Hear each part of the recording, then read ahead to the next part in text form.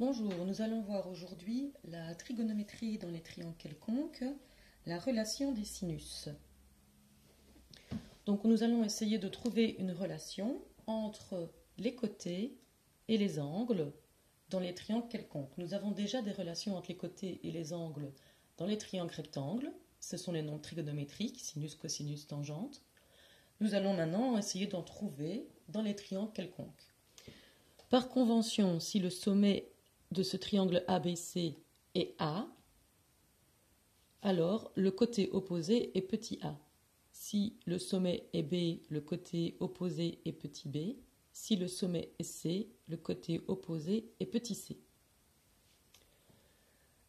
Nous avons donc comme hypothèse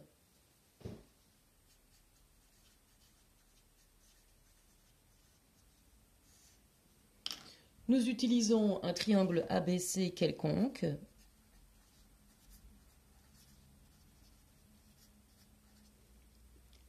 et nous avons, puisque nous l'avons démontré juste avant, la formule d'Euler du triangle ABC.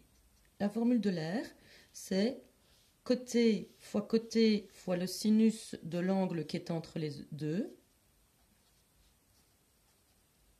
le tout sur 2, ou bien côté fois le sinus de l'angle qui est entre les deux,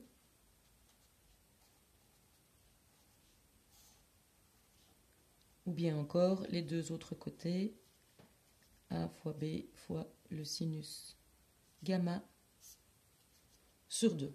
On verra lequel nous utiliserons. Alors, que va-t-on démontrer? On va démontrer ce qu'on appelle la relation des sinus, qui dit que A sur sinus de alpha est proportionnel à B sur sinus de bêta,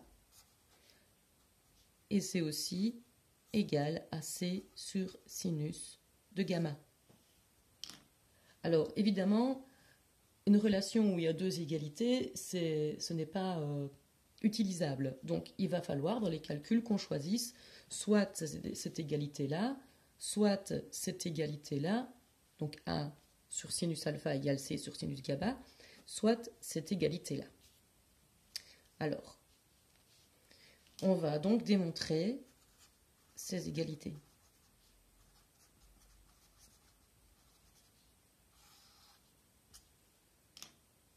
Alors, pour ça, nous allons partir de la formule d'Euler.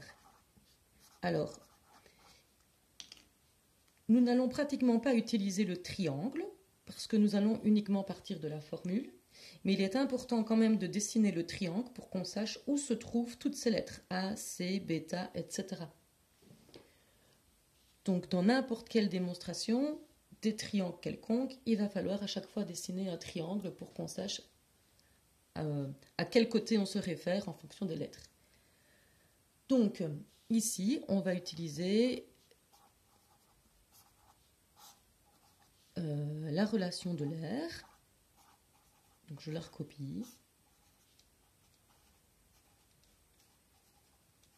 Donc, de nouveau, nous avons deux égalités. Comme je vous l'ai dit, on ne sait pas utiliser deux égalités. On va choisir une égalité. Donc, par exemple, j'ai choisi celle-là. Ce qui va me donner, si je le réécris,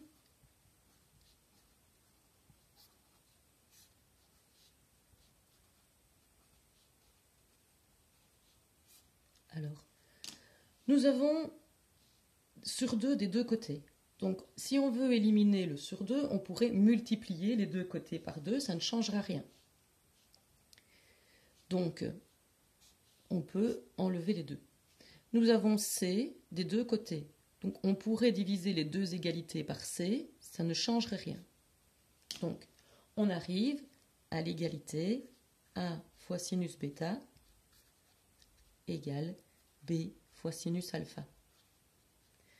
Ensuite, on peut faire le contraire des produits croisés, c'est-à-dire A, on peut le diviser par sinus alpha, on divise les deux côtés par sinus alpha.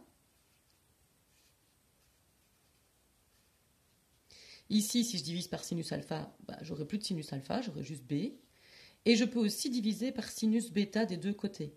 Donc ici, si je divise par sinus bêta, comme j'ai sinus bêta au numérateur, ils vont s'annuler.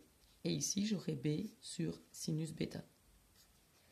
Donc c'est le contraire des produits croisés. Quand vous faites les produits croisés, vous allez faire A fois sinus bêta, B fois sinus alpha. Donc vous remontez au-dessus. On peut généraliser ceci.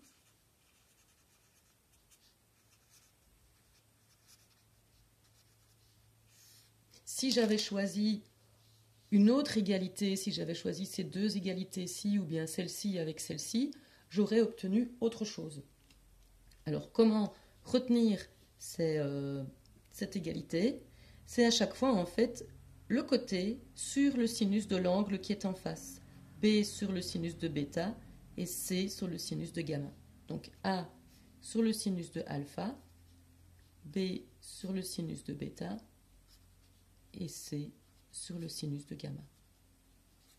C'est ce qu'on appelle la relation des sinus.